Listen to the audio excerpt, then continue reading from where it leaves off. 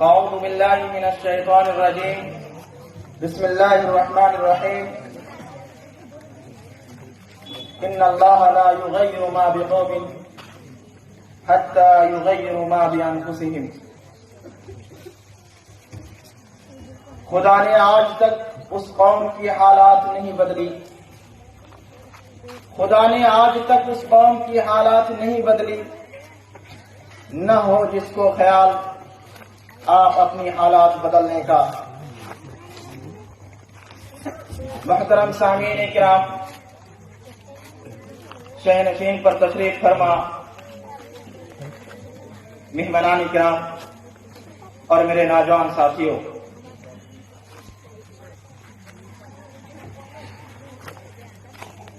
قائدین جو مسلمانوں کے تاریخ سے نام کو مٹانے کی ناپاک جسارت کر رہے، مسلمانوں کی تاریخ کو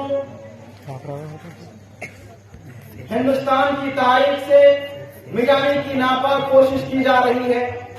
ایسے حالات میں ہم پر آپ پر یہ ضروری ہو جاتی ہے کہ ہم اور آپ ہندوستان کی تاریخ کو جانیں، ہندوستان کی تاریخ کو پڑھیں، دیکھیں کہ ہمارے اسلاف نے اس ہندوستان کے خاطر کتنی قربانیاں دی ہیں، اپنی خون و جگر سے اس ہندوستان کی آزادی کو سینچا.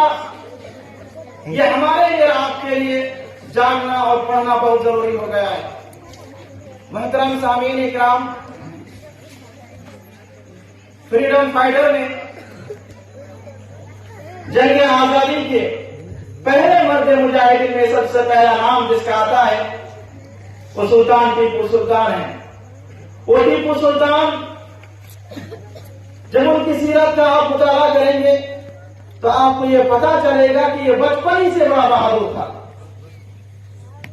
ایک واقعہ آتا ہے کہ کسی جرم کی وجہ سے ان کے والد اور ان کے بھائی اور ان کو یعنی ٹیپو سلطان کو پنجرے میں ڈال دیا گیا.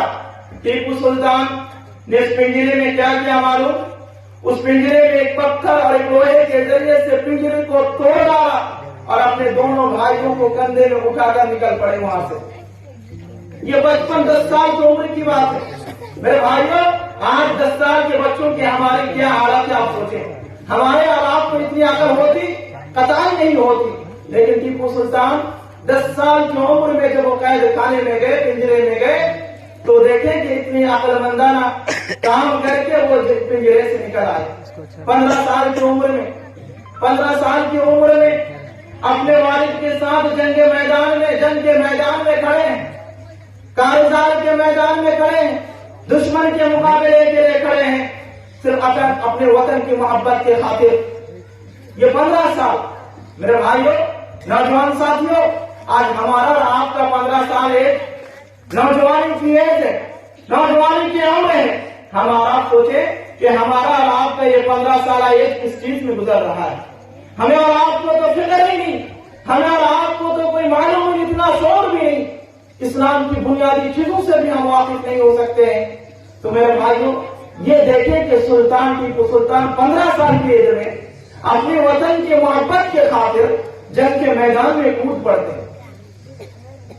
جب ان کے والد کا انتقال ہو جاتا ہے، انتقال ہونے کے بعد جب یہ تخت نشین پر فائز ہوتے ہیں تو ایک ولولہ انگیز اس نے تقریر کی، اپنے درباروں کے سامنے کہا کہ میں ایک حقیر انسان ہوں، میری حکومت بھی جانے والی ہے، میری حکومت بھی مٹنے والی ہے اور اس زندگی کی کوئی گارنٹی نہیں ہے، لیکن سنو، جب تک یہ زندگی ہے میں اس زندگی کو اس ملک کے حفاظت کے خاطر مشرکین سے یا پھر وطن کے دشمنوں سے لڑتا رہوں گا، جہاد کرتا رہوں گا. اور اس کے خاطر کتنے لوگوں کی جان بھی جا سکتے ہیں، لیکن حب وطن کے جذبات نہیں مٹ سکتے. اسی طرح سے اس نے خطاب کرتے ہوئے کہا تھا، ہندوستان کو مخاطب کرتے ہوئے کہا تھا کہ ہندوستان، مجھے تم سے محبت ہے، یہ میری جان تمہارے خاطر ہے، اس جان کو میں تمہارے خاطر قربان کرنے کے لیے تیار ہوں.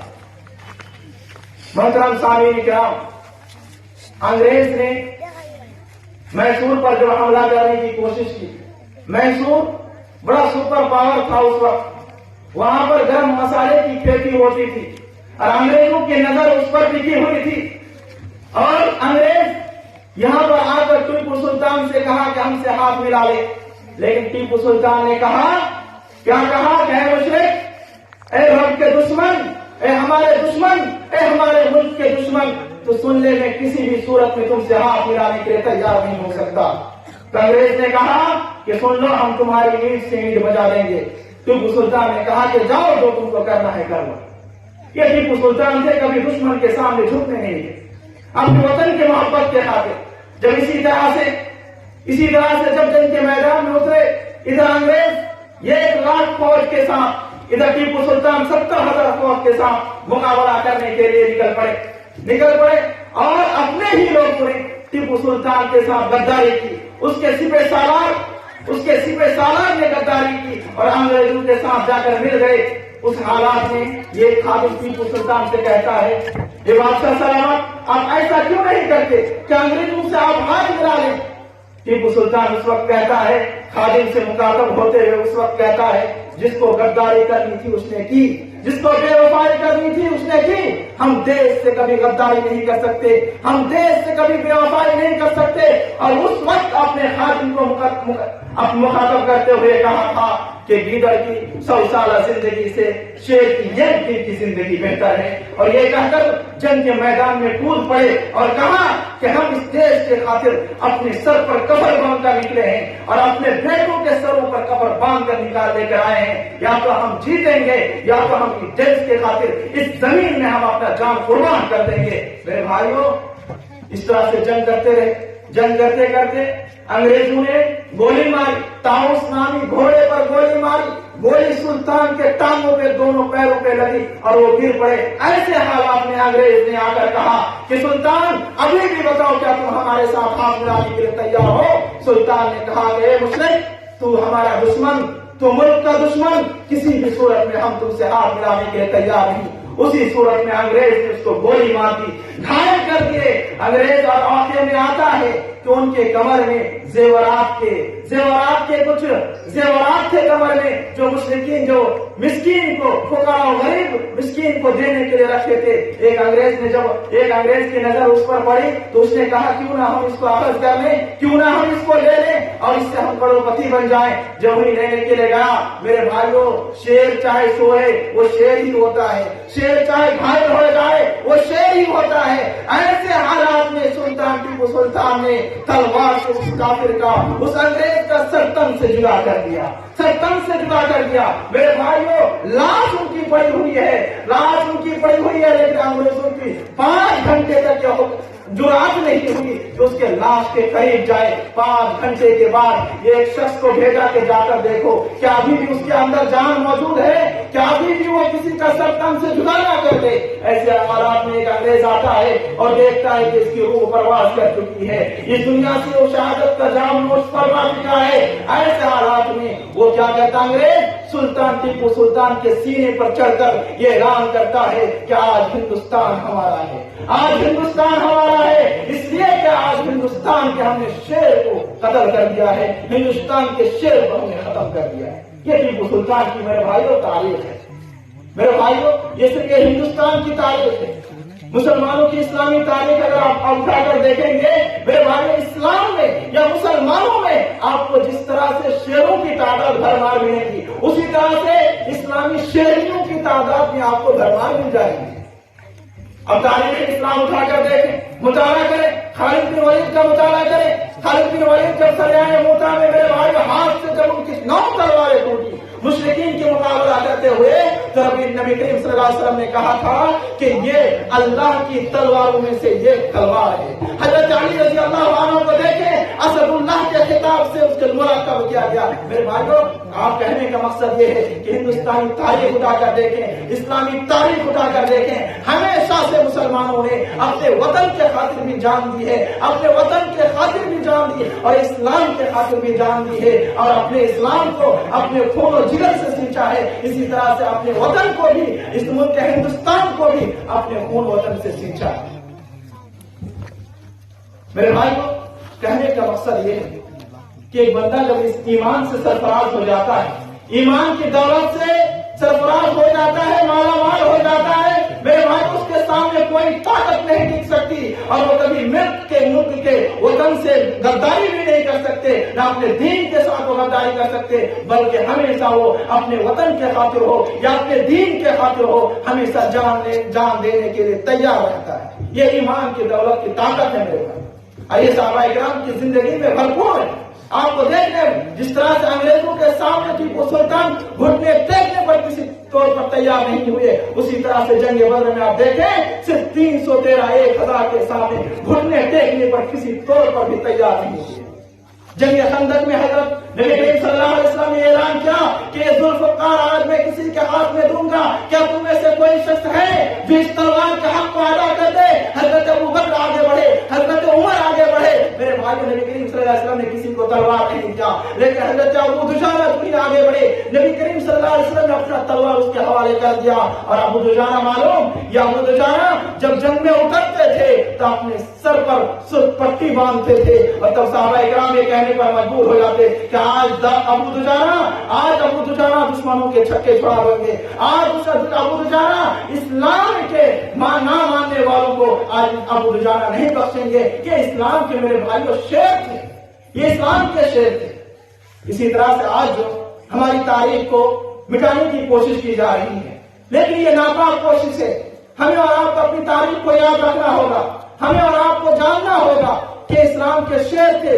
آج ہم کیوں اتنے بزدل بن گئے میرے بھائیو؟ آج ہم کیوں اتنے گیدڑ بن گئے، گیدڑ بچوں کی زندگی گزارنے لگے؟ سلطان کی طرح ہم کیوں نہیں کر سکتے کہ تمہاری دھمکیوں سے ہم خوف کھا سکتے نہیں، ہم تمہاری دھمکیوں سے خوف کھا سکتے نہیں، باطل کے سامنے اپنا سر جھکا سکتے نہیں۔ میرے بھائیو آج ہماری حالت کیا ہے؟ ہندوستان میں اسی ملک کے اندر دیکھیں آج ہم جس طرح سے ذلیل و خوار ہو رہے ہیں، شاید اس سے پہلے کوئی اور اتنا ذلیل و خوار ہوا۔ آج اس ملک میں یا پھر کئی ادوار کے تمام بدترین دور سے ہم اور آپ گزر رہے ہیں۔ نبی کریم صلی اللہ علیہ وسلم کی اس حدیث کو یاد کیجیے، نبی کریم صلی اللہ علیہ وسلم نے کہا تھا کہ ایک وقت ایسا آئے گا کہ تمام لوگ میری امت پر ایسے ٹوٹ پڑیں گے جیسا کہ لوگ کھانے کے لیے دسترخوان پر ٹوٹ پڑتے ہیں، یعنی ایک دوسرے کو دعوت دیتے ہیں کہ میرا کھانا ہو گیا اب تم آؤ کھا کے جاؤ۔ اس طرح سے باری باری میرے بھائیو آج دیکھیں مسلمانوں کو کاٹنے پیٹنے مارنے کی بات کی جا رہی ہے۔ صحابہ اکرام رضی اللہ عنہ نے پوچھا اللہ کے رسول کیا ہماری تعداد اس وقت کم ہوگی؟ اللہ کے رسول صلی اللہ علیہ وسلم نے کہا نہیں، بل انتم یومئذ کثیر، بلکہ اس دن تمہاری تعداد بہت زیادہ ہوگی، لیکن کیا ہوگا؟